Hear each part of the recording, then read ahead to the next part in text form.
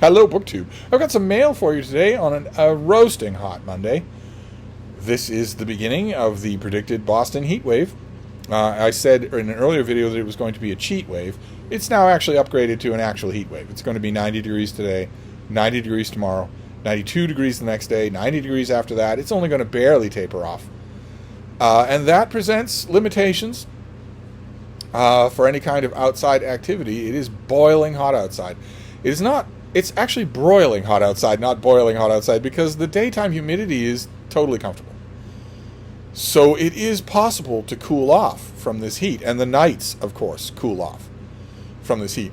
The yardstick that I always use, that I always talk about, the difference is that when the humidity is low but the temperature is high, shade means something. You will notice it right away when you pass into the deep shade of a tree. You'll notice it right away. When the humidity is high, there's no escaping. You can't breathe no matter what. You really can't even breathe all that much in an air-conditioned room.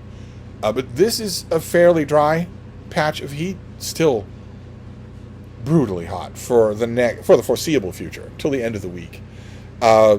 Which means a limited amount of activity for my little baby Bean. Can you see her curled up over there on her chair? A limited amount of activity, which she doesn't like. We went on a mid-morning walk today. It was already 90.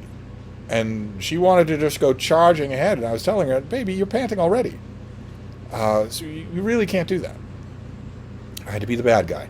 But the mail still comes through. So let's take a look at what we have here. I did not open any of this. So we're going to throw caution to the wind and just go through all of these ourselves without even thinking about it.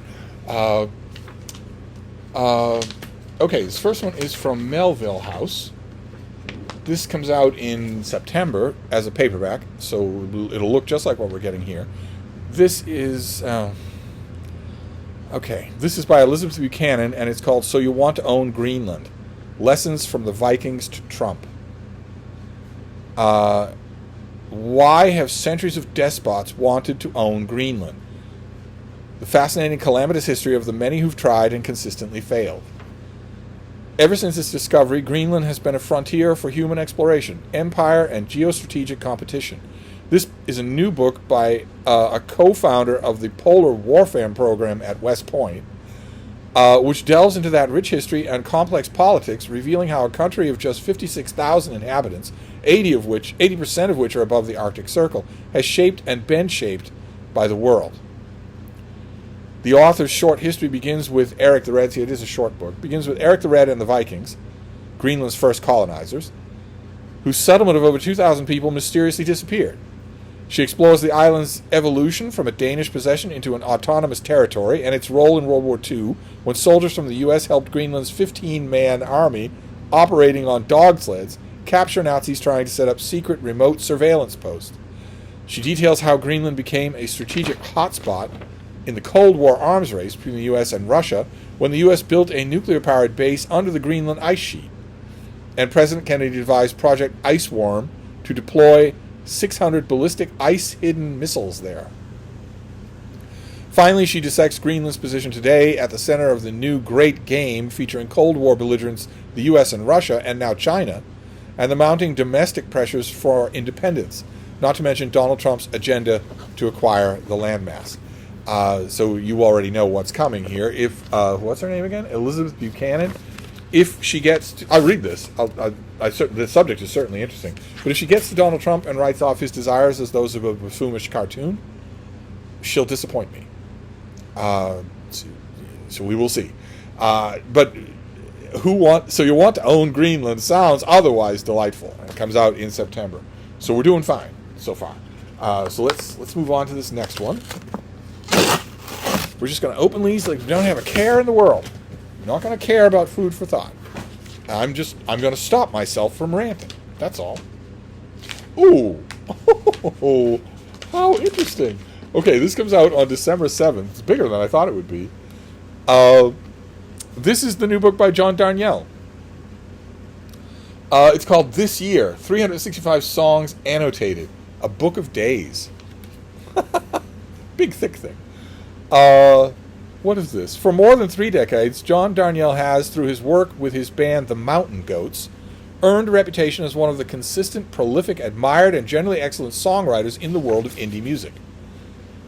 With this book, he brings together 365 song lyrics from his impressive catalog, spanning from the early 1990s when he worked as a psych technician at a state hospital in California and recorded his vivid songs into a boombox in his spare time, to the band's most recent acclaimed album from 2023, Jenny from Thebes. These songs cover a vast and diverse terrain, and they are united by his unique perspective and vision. Each selection, as resonant as any poem, creates its own distinct and transporting world. So he's doing 365 of his own songs, not other songs, just his own. Boy, oh boy, then. All right, well, I loved his novel, Wolf in White Van, but I am not the person to review this book. Not at all. This should go to a Mountain Goats fan.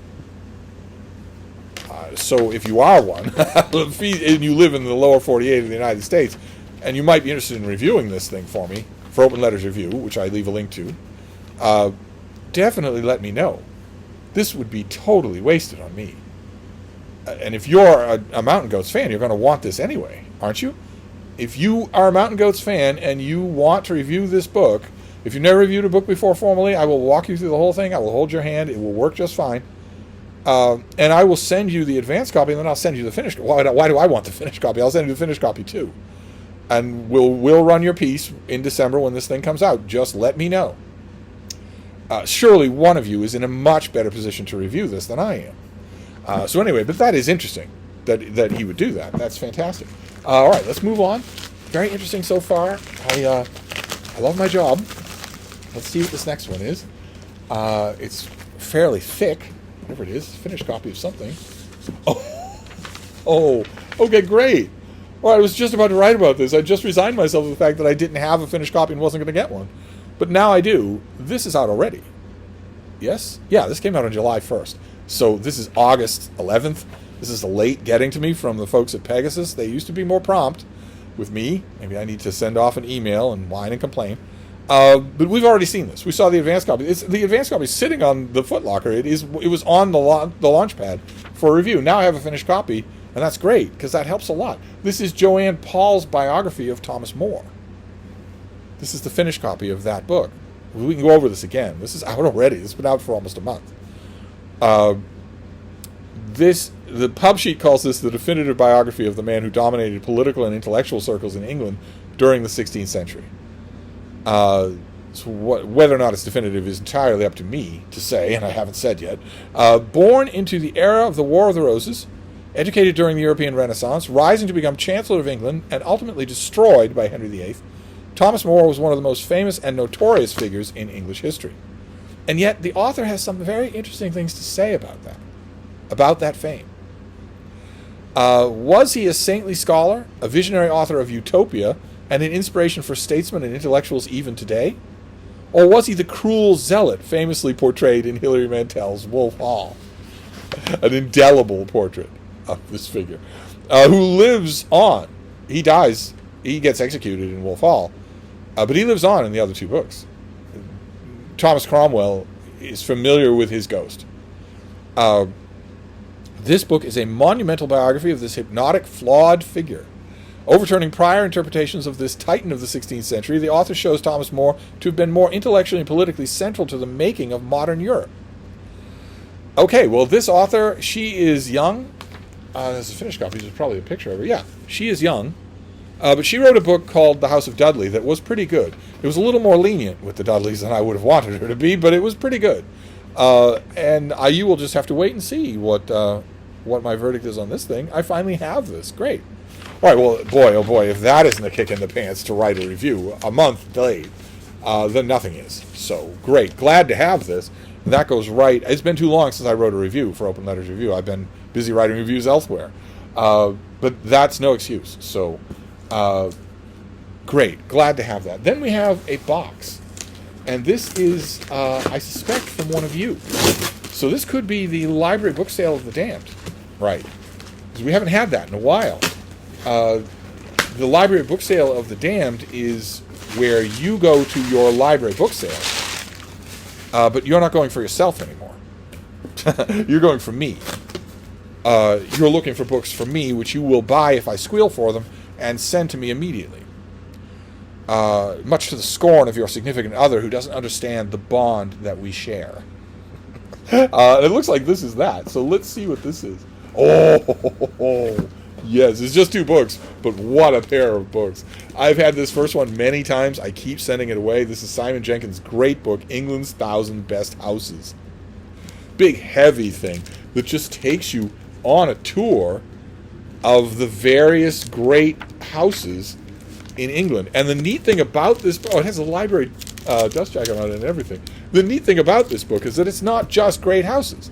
It's not just great piles out in the country. It's any kind of house, any kind of interesting house. Simon Jenkins is very small c Catholic in the breadth of his choices here, which makes this just endlessly fascinating. I wonder if I could find... Yeah, there are cottages in here as well as great halls. I don't know that I'm going to be able to find it. One of the neat things about this, there are many, many neat aspects of this book. It really is an endless browser's paradise. But it will show you where these things are. It will give you a map of where they are. Oh, fantastic. Oh, great. Wait a minute. Is this a UK edition? Is that what this is? This might be... No, this is a US edition. I don't remember mine having the built-in bookmark like that, but I'm so happy to have a copy of this. This will go in the little book room, and I will just hope that I don't give it away. I hope that I don't send it away. And then what's the other thing in here? Oh, right. Oh, fantastic. I love this edition. Oh, great. Eesh, didn't realize that the type was so small. Oh, my. I guess that's unavoidable. This is Tony Jukes' book, Post-War, in this great vintage hand-sized paperback. And this, what have we got here? Let's read out what they say. Europe in 1945 was prostrate. Much of the continent was devastated by war, mass slaughter, bombings, and chaos. Large areas of Eastern Europe were falling under Soviet control, exchanging one despotism for another. Today, the Soviet Union is no more, and the democracies of Eastern Europe reach as far as the border of Russia itself. This book tells the rich and complex story of how we got from there to here. And this, it's a big book. A lot of you in America will be familiar with the big orange-spined Penguin trade paperback. It's a big book, but it is well worth it. This is well worth your time to read. Really, really is a masterpiece. Effectively, the definitive autopsy of the latter half of the 20th century. And I have that big Penguin trade paperback, and just the other day, I saw the hardcover at the Brattle and passed it up. But this thing I love. I love this little paperback. I've had it from time to time. The type font is a wee bit on the small side. I don't know if my eyes would adjust to that. But we will see. Probably I will get to page 60 or so of rereading this, because this is the ultimate call to reread this book, and it's been a while. Probably I'll get to page 60 of rereading it in this paperback, and I'll do this. Without even thinking, I'll do that. I will attempt to command the type font to change its size, which of course I can do on a Kindle, that I can't do on this at all. So I want to know what Tony Jute thinks about Yuri Andropov. Well, I can go to the index here, and let's say I go to one example late in the book what he thinks of Yuri Andropov, and he mentions he uses the adjective phlegmatic for Yuri Andropov. Let's say I go to that reference at page 700 of this book, and I read that, and I think, okay, but you called somebody else phlegmatic a long time ago in this book. I vaguely remember it. No idea who. Yeah, the book was going to tell me, go screw yourself. You're out of luck. Phlegmatic, the word, is not going to be listed in the index of this book, whereas with an ebook, with the Kindle, I can simply ask the ebook, where does the word phlegmatic occur in this text? And it will instantly tell me. Probably also complimenting me on my eyes. Nevertheless, I am happy to have this trade paperback. Fantastic. All right, well, that was a great mail haul. So we have England's 1,000 Best Houses. How wonderful to have this. We have a finished copy of Joanna Paul's new biography of Thomas More. We have This Year by John Darnielle. You Mountain Goat fans, sing out. One of you wants this book. I want you to have it. I want you to write about it.